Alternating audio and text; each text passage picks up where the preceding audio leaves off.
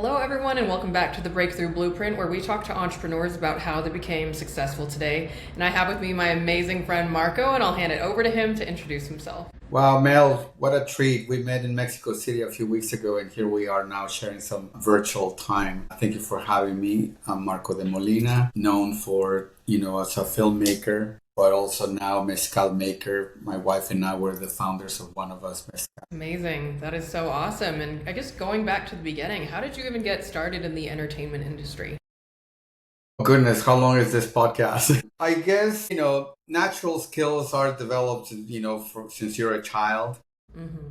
I come from a modest family from Mexico City where everybody were engineers and science, and mostly my dad is an engineer. Mom was a mom, house mom, but no one ever really saw my artistic skills, let's say. Although I did want to be a professional motorcycle racer, so that was dream number one. Unbeknownst to me, or thanks to that accident that I had, I ended up going into the artistic world. But I was kind of like the family's photographer, videographer, and everybody was like, "Oh, Mike, let Marco take the photos because his photos are always great." So that obviously leads you to go into school thinking that you can make a career out of like what you think you're good at. And indeed, I went to university in Mexico City for graphic design and photography. And as soon as I graduated, I wanted to obviously, once I discovered life through a viewfinder taking photos, cinema was the next step. So I moved to LA in 1998, wanted to be an actor and try to find my way into auditioning and everything. And then I didn't really do great in finding opportunities for me at the time because of my accent, and it wasn't as diverse as it is right now. So I get really frustrated with when things are not moving. So I naturally started like, you know what? I'm gonna find these cameras, I'm gonna find these people, and I started filming and I started directing, and then that's how in a quick nutshell, that's how I got into it. So years later, I continued producing, have directed, but producing music videos was how I really got into the world of Hollywood, let's just say.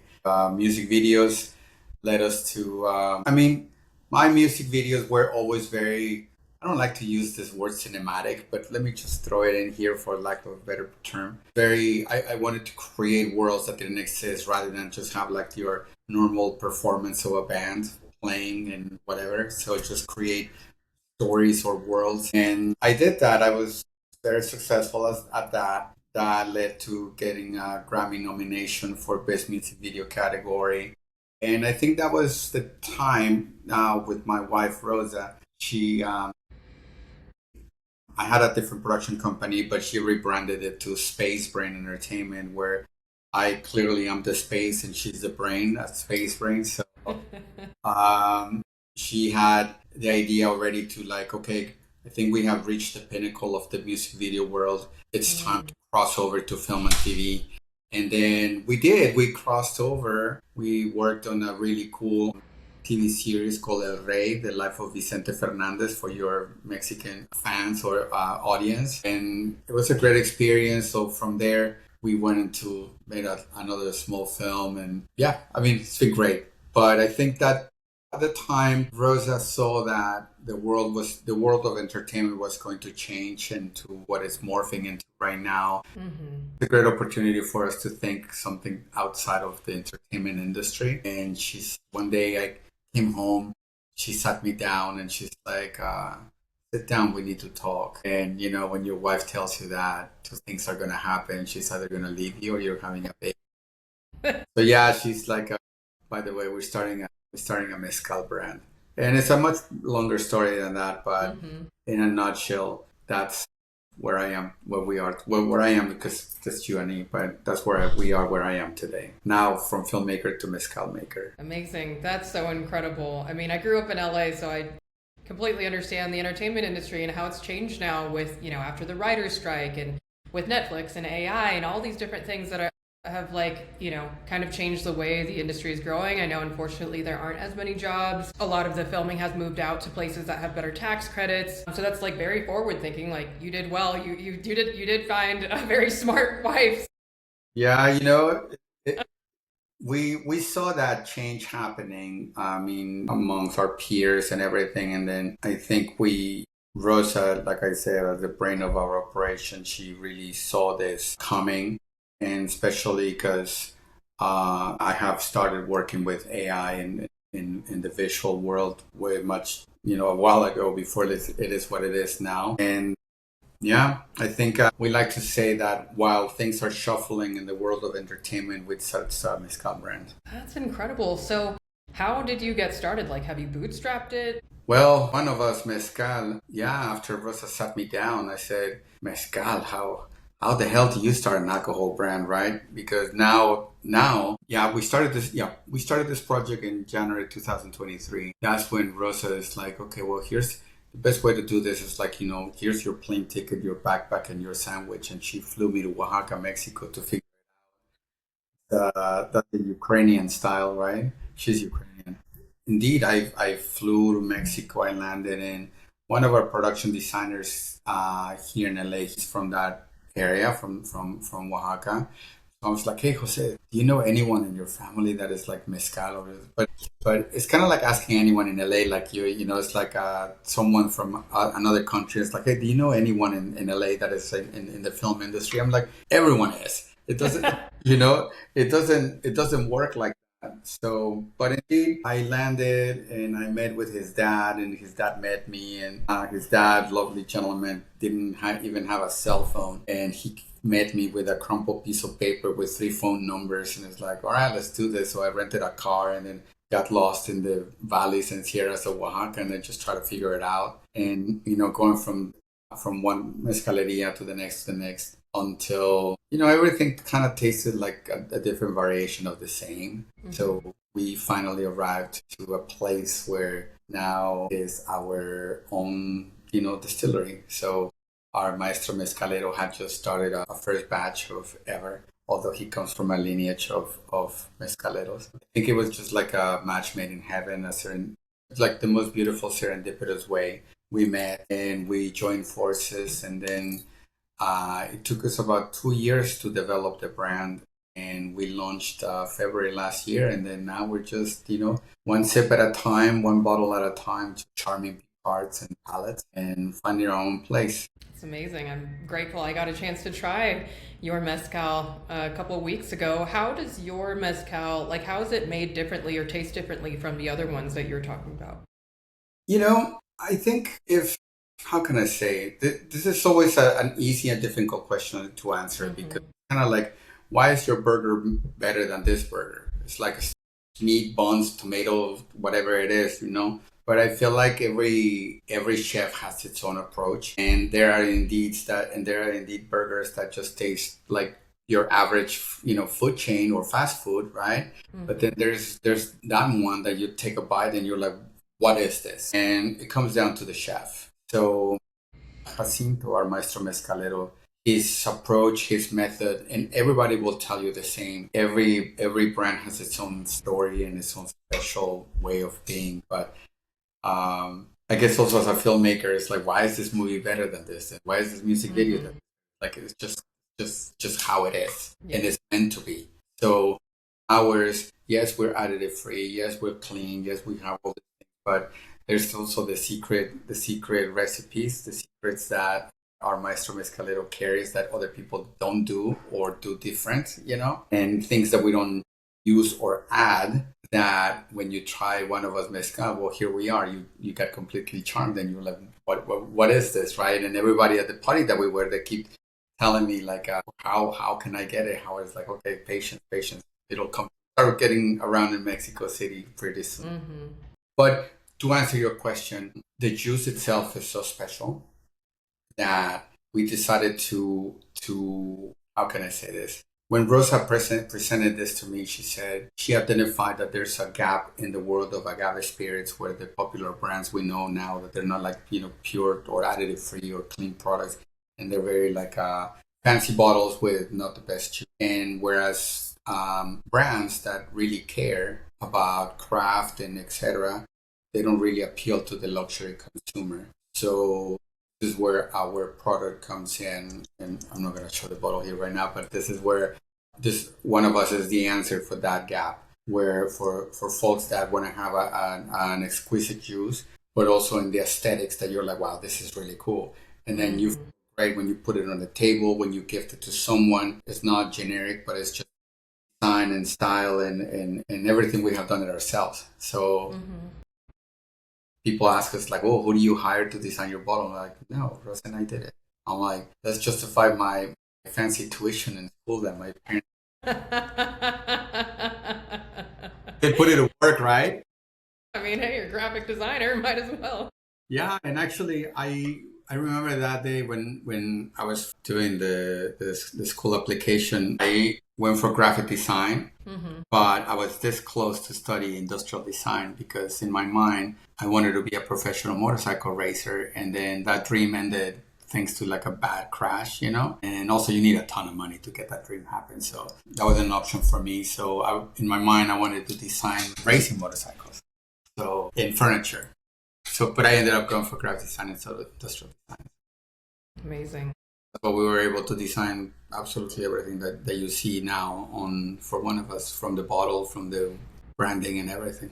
Yeah. Amazing. I love that. So, how many, I guess, batches or bottles have you guys released so far? Well, it's very exciting because we released 7,200 bottles from the first batch. That's the 2023 and 2024 harvest. So that's why our bottle but our bottle, that's why it's hallmarked. The medallion, if you remember, the medallion of the cap is hallmarked with the year of the batch. So that makes us a vintage one, right? Yeah, 7,200 bottles we brought to the US, and then we left 600 bottles in Mexico.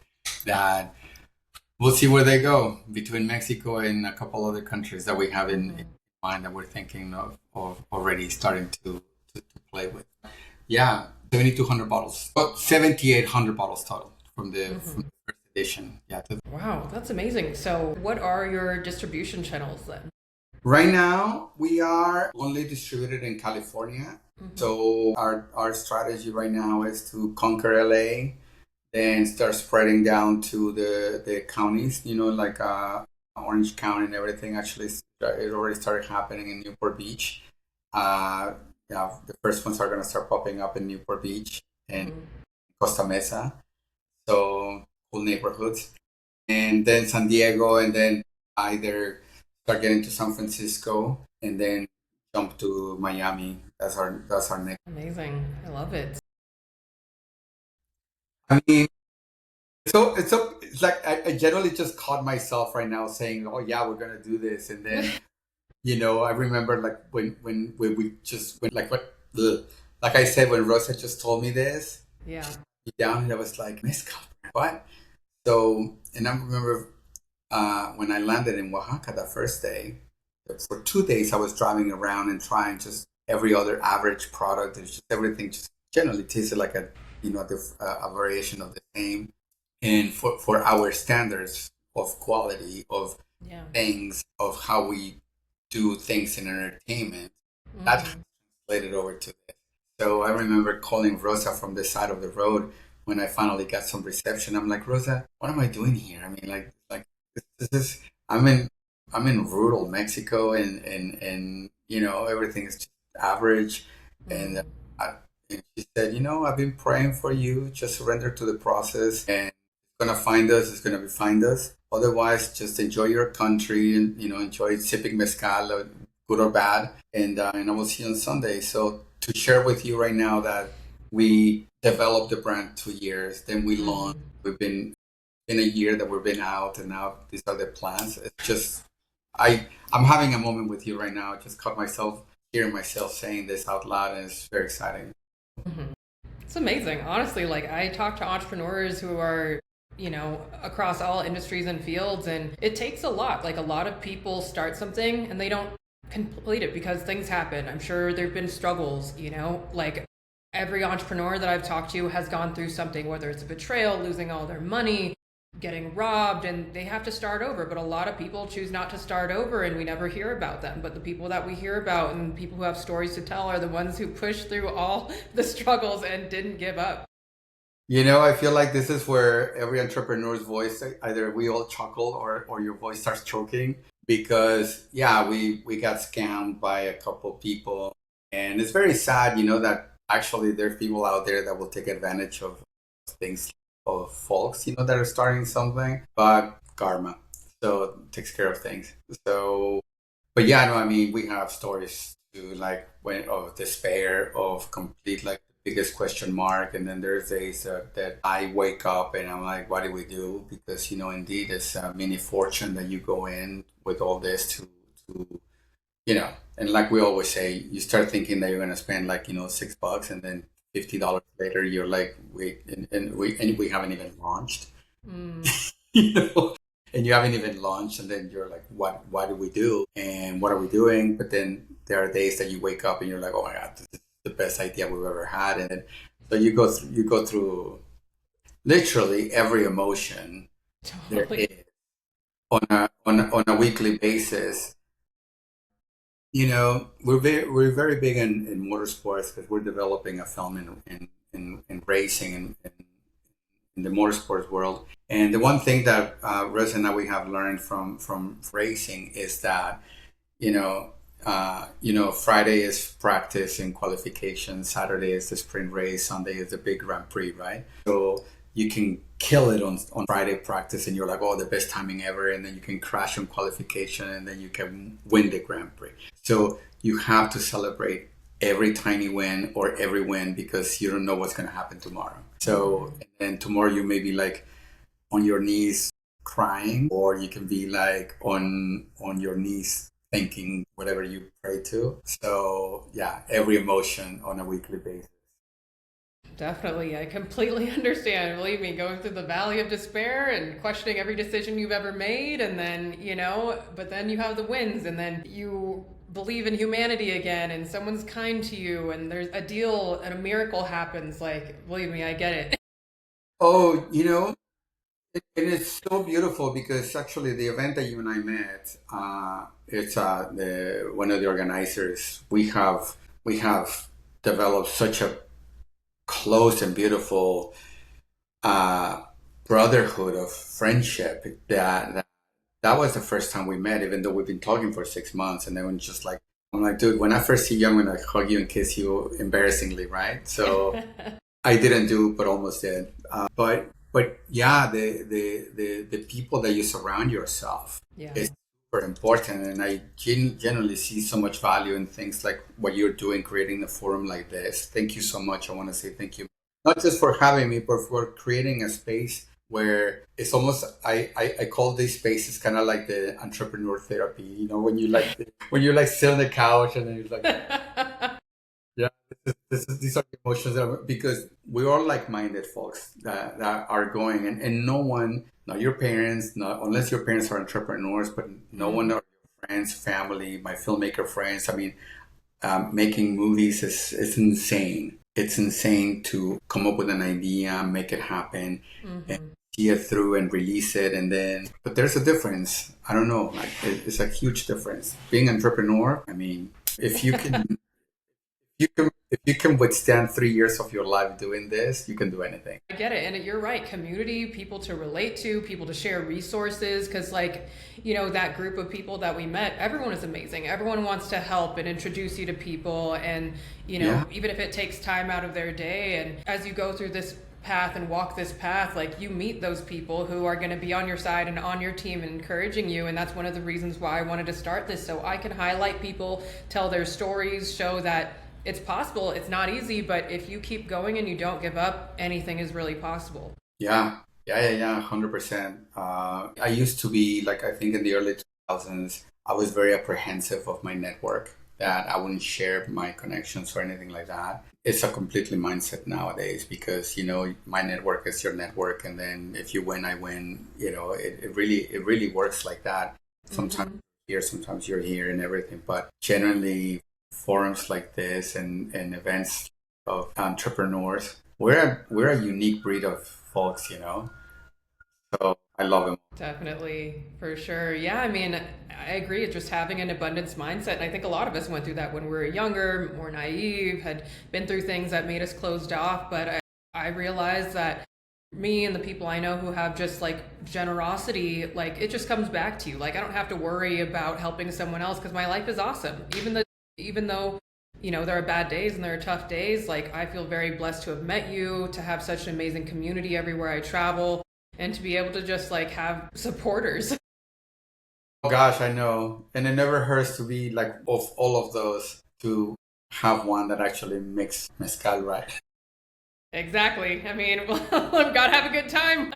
At the end of the day, yeah, it's so cool because a lot of folks ask me, hey, but right now people are not drinking and new generations are not consuming alcohol and everything. And I'm like, I feel like the term right there, consuming alcohol, is where we start and probably where one of us differentiates from it. Because what we're really creating is a sipping culture. And remember when you and I sat down and most people are like, hey, can I have a shot? I'm like, no, you need to actually sit down and you need to spend 5 to 10 minutes with me so I can walk you through what this is. Oh, I don't have time. That's okay. You're not one of us, Love Because it.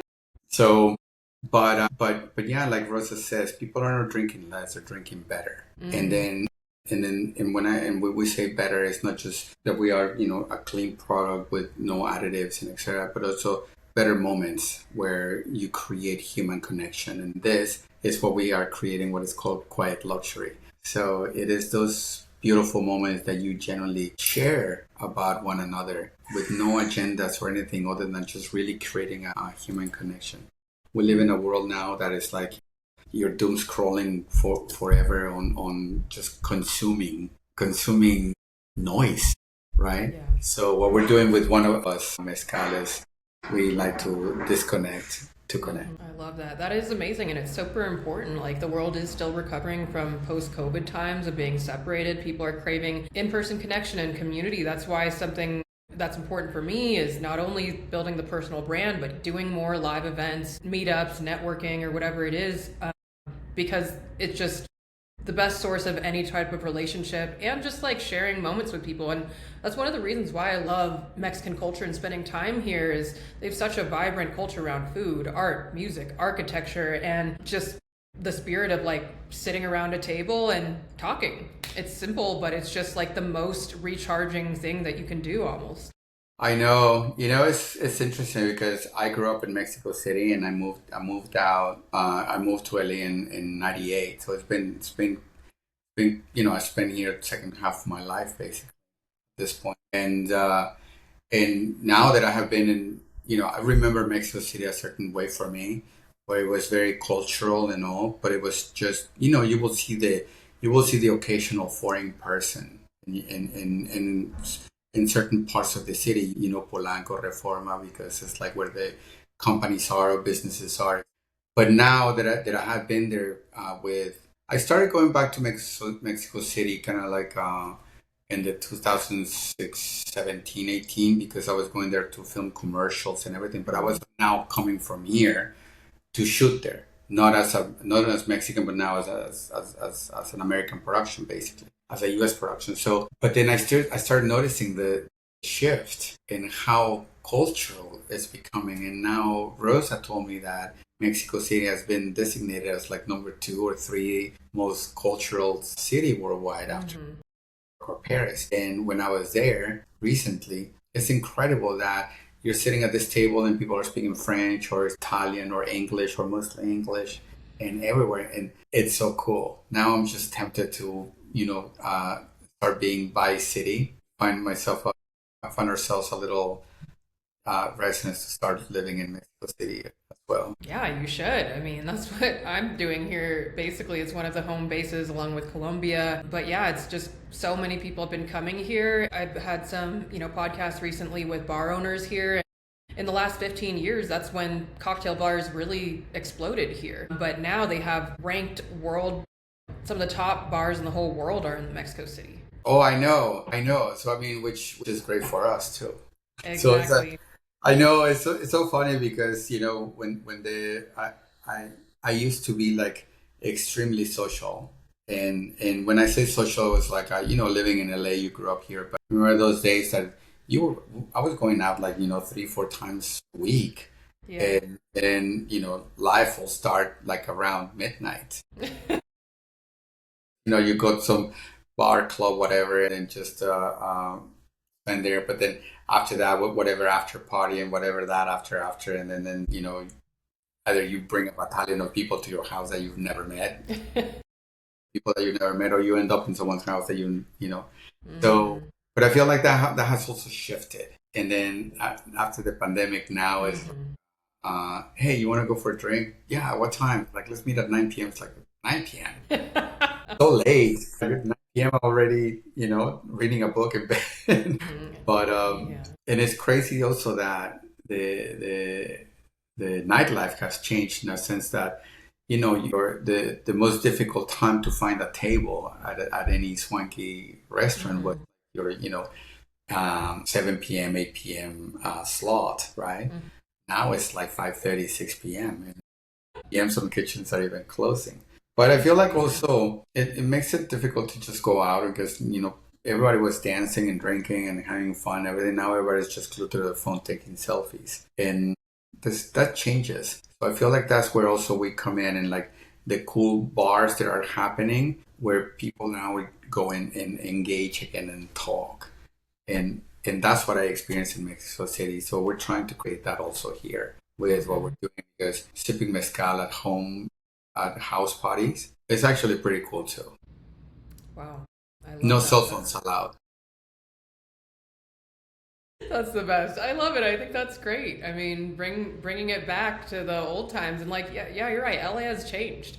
It's not what it used to be after COVID, after the fires that happened. That changed a lot of, especially Altadena, Pasadena, where I grew up. And I know so many businesses have closed and just haven't reopened. So it's changed a lot. Yeah, we're going through some interesting times, definitely, because at the end of the day, LA is the film capital of the world, and when films are not happening here, then yeah, we have seen an impact on it. But industries tend to find its own cycle and reinvent themselves. Mm-hmm. So we're gonna make it work. Yeah, I Definitely. know. We all have to put our little grain of salt. That's how we call it. Mm-hmm. Filming different things though, uh, but we're still filming. Yeah. Definitely. I'm excited to hear about your trip to Oaxaca. And are you planning to do, I don't know if you've done already, but like just filming like a documentary about how it's made or behind the scenes type of content?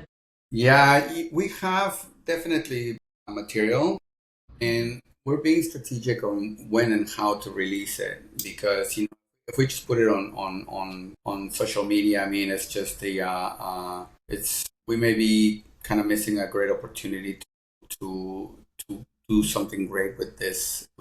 I don't think we're gonna be on Discovery anytime soon or the History Channel. However, yeah, we're trying to create not just content but things that are entertaining and then also move the culture forward of God and us as a community. So yes, we are filming a lot of things, and then the next trip is kind of it's going to be part to unveil the expression that we've been aging for the past 18 months. So we're very excited because when we bottled this 18 now 19 months ago, Mm-hmm. we're like, we don't know what we're doing. We don't know if this is gonna work. So yeah, so we're gonna go and open it and see if all this investment and all this waiting time uh, is what we all think is going to be, which is going to be. But there's also that, what do we do? You know, Yeah, it's amazing. Well, one day I haven't been to Oaxaca yet. It's definitely on the list, so I'll have to come by. you have no, definitely. I mean, if when we go, I can let you know. Mike from well, don't put his name on this, but sorry, but Mike and some folks from that event, they may be coming. So definitely I can let you know, and then you need to try to the slate. Yeah. When we go to Oaxaca, yeah, I'll let you know. So you have to come with us because obviously now we're like, even my voting cards and my IDs are now from Oaxaca. So now I can say that I'm from there. I love it. I love it. And what like a special experience this must be for you to, go back to your motherland and be able to create something that benefits Mexican people, that tells a story, that shares your culture with the world. Like, how special that is. It is indeed something so beautiful because, in hindsight, Rosa and I, we didn't get into this to chase a trend or ride a wave. Mm-hmm. But generally, we have a mission of safeguarding something so precious and something so almost sacred, which is mezcal, and also especially the way Jacinto Gutierrez, our maestro mezcalero, makes it. That generally, when we tried that mezcal for the first time, Mm-hmm. it was a life changing experience. Genuinely, and from that sip, I was like, this is it. And I told you that I called Rosa from the side of the road. I'm like, Rosa, this is crazy. I'm like, what am I doing here? Well, 2 hours later, that's when I met her. I called her. I'm like, Rosa, I think I found our mezcal. She's like, what? So yeah, I flew to LA with samples and she loved it. Some friends that are connoisseurs loved it. But we still didn't trust our palate. So we approached a couple sommeliers and industry experts and they tried it and it's like, guys, what is this? Fresh mezcal. So yeah, that became the mission generally to safeguard something so beautiful and bring it to the world stage. Mm-hmm. For me, being Mexican, I mean, it's incredibly special that now this whole project has also created a huge impact in our maestro mezcalero, his family, and the folks that work with us. To be a part of something so, let's say, big with the vision that we have, the vision that Rosa has for this. It's very special. So Yeah. yeah, and actually the guys in Mexico are the ones that gave me the Don Marco title. So now that's why you see on our social media that like had this new series called Sipping with Don Marco. Mm-hmm. Well, that's where it comes from. So Love we're that. gonna be we're gonna be doing more of those coming soon. Amazing. Super excited to see everything that you guys put out, continue to do. I guess just to wrap things up here, do you have any advice for people who want to be entrepreneurs or filmmakers or get into the mezcal industry? I feel like when you've been a filmmaker for so long and you know the perils of the struggles and but the highs and lows and everybody tells like to just study finance or study medicine, be a doctor, be a dentist, veterinarian. But I will say this: I think whether you're a filmmaker or a mezcal maker or like a whatever maker, if you generally have an idea and in your mind you see it feasible, go for it with all your might Mm-hmm. because either you're gonna make it or you're not. And if you're not making it, and you're not going to live the rest of your life thinking that you could have. At least you know. But if you do make it, there's nothing on earth that is more gratifying professionally that whatever tiny idea, and again, it can be a song, a movie, or creating a brand, or creating a company, there's nothing more gratifying on earth as a professional that when whatever you came up with, it happens and people pay $10 for it or whatever. I mean, yeah, you can hang your sneakers at that point and say thank you if you want to. So I will just say, if you see it in your head, go for it. It won't be easy. When it happens, it's just another thing. It's next level. And Mm-hmm. it becomes addictive too. I don't know if it happens to you. Mm-hmm. Yeah, it becomes like once you did it once, you're like, oh crap, and then you're like, I can do it again, and then yeah. So yeah, I think this is like the fourth or fifth time I think that I'm going for crazy stuff. Let's go. I'm excited for you. Sorry, my Thank you, alarm. Mel. Yeah, thank you so much for joining me, and we'll have to do another one of these in like 6 or 12 months and see where you are then. Yeah, maybe we'll do a live one from our palenque in Oaxaca. Mm-hmm. You That would be know, we'll amazing. sit, we'll sit in the field of agaves, or we call it maguey in Oaxaca, where we sit in the middle of the field of maguey, sipping mezcal, and we'll have it in the basking in the Oaxacan sun. Amazing. Looking forward to it. Thank you so much. Thank you for having me, Mel. This is cool, and it was great meeting you. Thank you for having me on your show, and yeah, can't wait to keep chatting and see and growing. Amazing. And for everyone else, please tune into the next episode of the Breakthrough Blueprint.